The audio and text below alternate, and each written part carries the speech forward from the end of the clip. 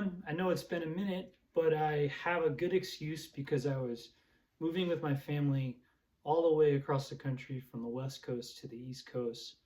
After my wife got a new job, we picked up and moved back because we'll be closer to family and friends. So it's been a couple months of some very hectic, big life changes, and doing YouTube videos has gone by the wayside until now. So I'm happy to be here with you guys and doing another video today.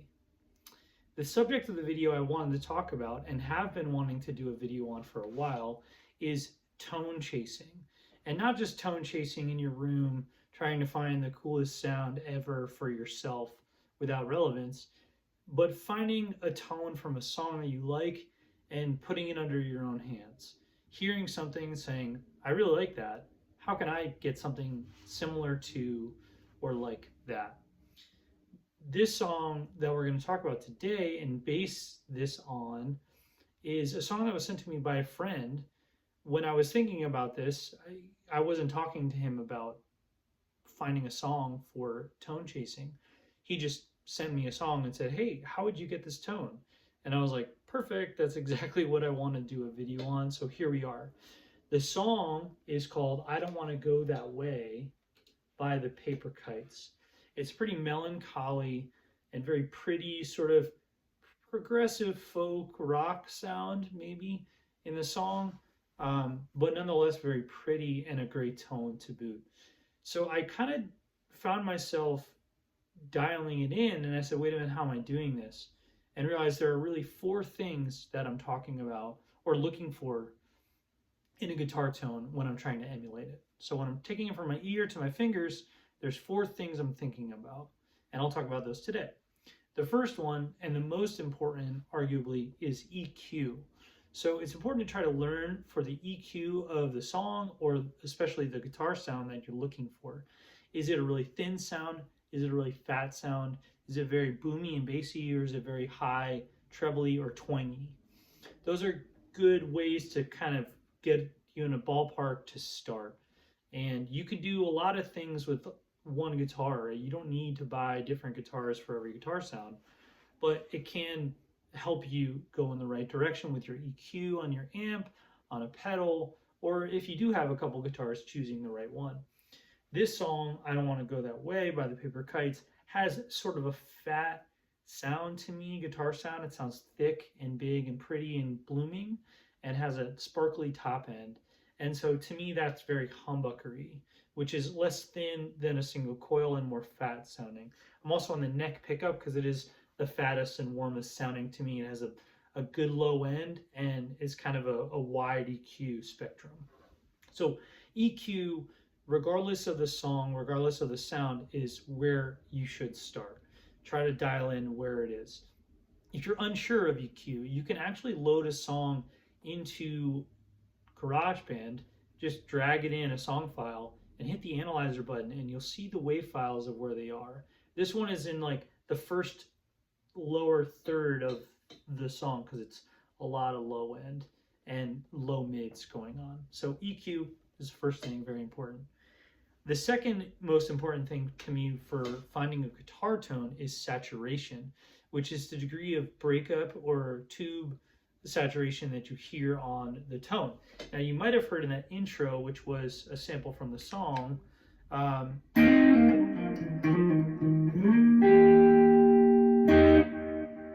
little saturation in there, and you can achieve that through an amp with a master volume, or if you get super loud, or with a pedal, and that's a more contemporary and popular way to do it.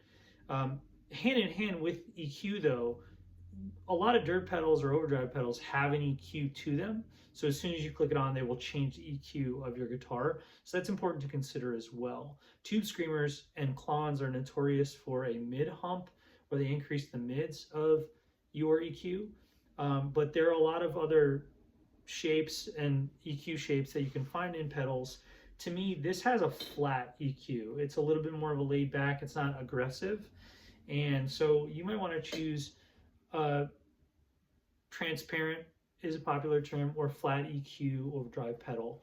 Popular ones include the Greer Lightspeed, the Nobel's ODR1, or the Paul Cochran Timmy, which has been remade by MXR and widely available as well. So those are just three of the most popular ones, but consider the saturation, how much breakup, and how does it affect the EQ as well. Really important to me. The third part is the room size. Is it super dry and no reverb, or no big room, like a small room sound, or is it really big and cavernous? This song to me falls in the latter. It has a really big cavernous cathedral like room sound, which brings me towards a delay sound. So I have an analog delay here on a long tail setting. Still going. And that goes with this song because it has that long, kind of pretty sound.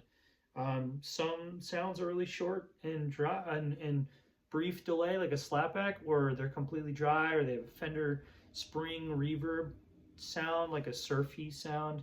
But you got to consider the room size and the delay or reverb sounds that are happening. So EQ, saturation, room size.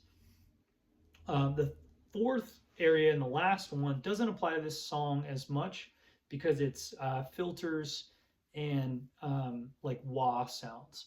So a wah wah pedal or an envelope filter or other modulations that are not time based, they're more modulation based or pitch based, are important to consider. If you listen to jam bands a lot, if you listen to like a Jimi Hendrix kind of blues sound or funk music, you might hear filter sounds like a wah wah, a phaser, or an envelope filter on the song as well. So that's important to consider. This song, it's not relevant, it's not needed, but it is sort of the fourth category.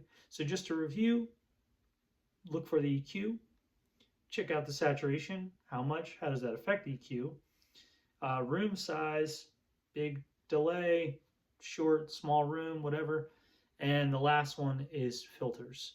So I hope that helps and gets you started in the direction you want to or need on your next tone journey, if you will. Please stick around for new videos, like and subscribe, all that corny good stuff, and have a good one, guys.